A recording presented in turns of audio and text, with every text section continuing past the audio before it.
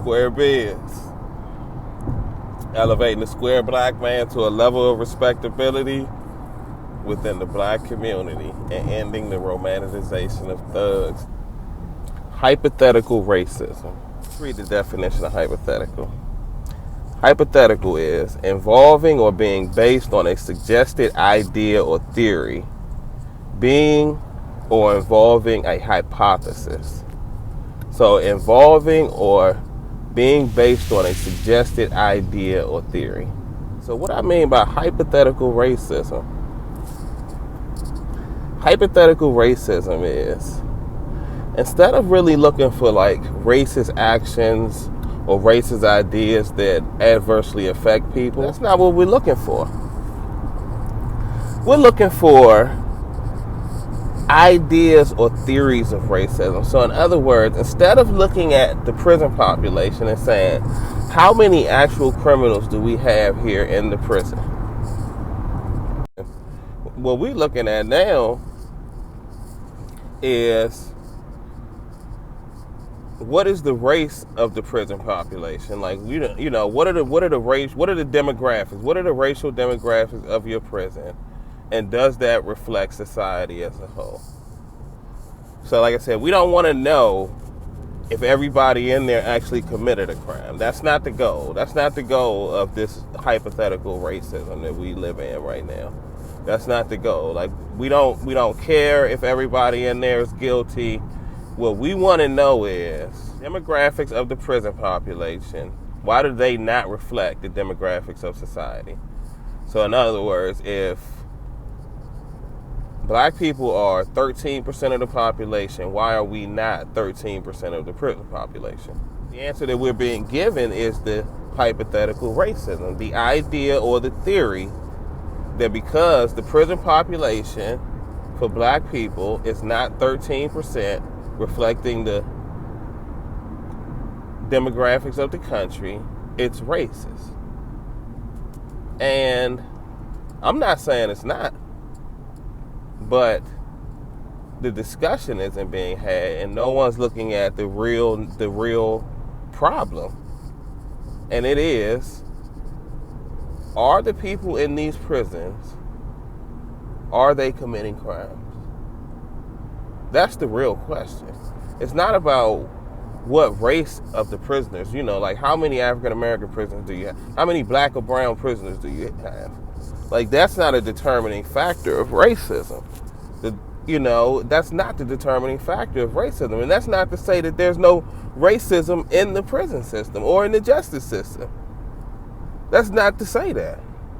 But the question is the person in prison, the particular person that you're talking about, did they commit a crime? And does their punishment fit the crime? That's a good question too. And that's an individual case-by-case basis. And when you get all the resources that we pull, I try to do this without my sunglasses, but it's so sunny today.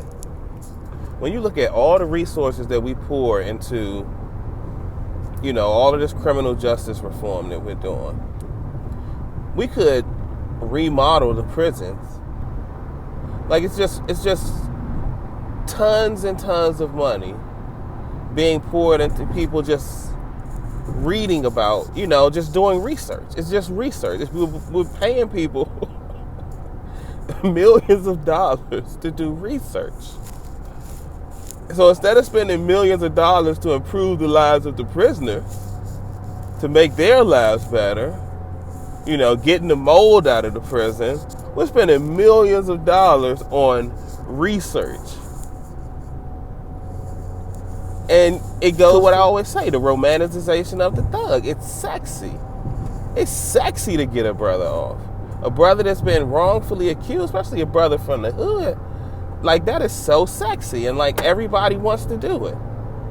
Everybody wants to do it. So that's what we have. So the hypothetical racism, the idea or the suggestion that there is racism right there. You just look at the data and you just base it off a simple number. It's a simple number. You look at those percentages, you break down those percentages, 10 to 15% for your blacks, 35 to 40 for your Latinos, 50 to 60 for your whites. And when you don't find those numbers somewhere, when those numbers don't add up, you have found racism. That's hypothetical racism. Not real racism. Not real racism. Not the soft bigotry of low expectations. That's just fine. It's okay. It's okay for us to be late to work. Soft bigotry of low expectations is just fine. If those percentages don't add up, I think we have racism. And if you do not pour money on racism, you are racist. That's the new thing. Hypothetical racism, demanding money be poured on it. Not the problem fixed, but just pour money on it. Pour this money on top of it. Housing disparities, pour money on top of it. Job disparities, pour money on top of it. Income inequality, pour money on top of it. And I told you, Square Biz, what's the goal of this podcast? To elevate the black square to a level of respectability within the black community. So you don't see a correlation between the square being not respected within our culture, within our community, and a correlation between success. Because I'm a square and I don't have these same problems. I deal with racism. And that's what I do. I deal with racism. Everything I've dealt with as far as racism, I've dealt with. It's been handled, taken care of. And that doesn't mean I went out and killed the person who was racist to me. I killed them softly. You know what I'm saying? They had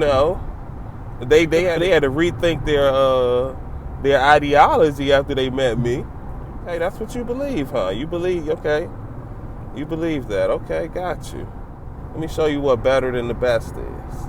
Let me show you some Tuskegee Airmen shit. And that's how I go about it. But I'm a square. Square Biz. Fighting real racism, not hypothetical racism.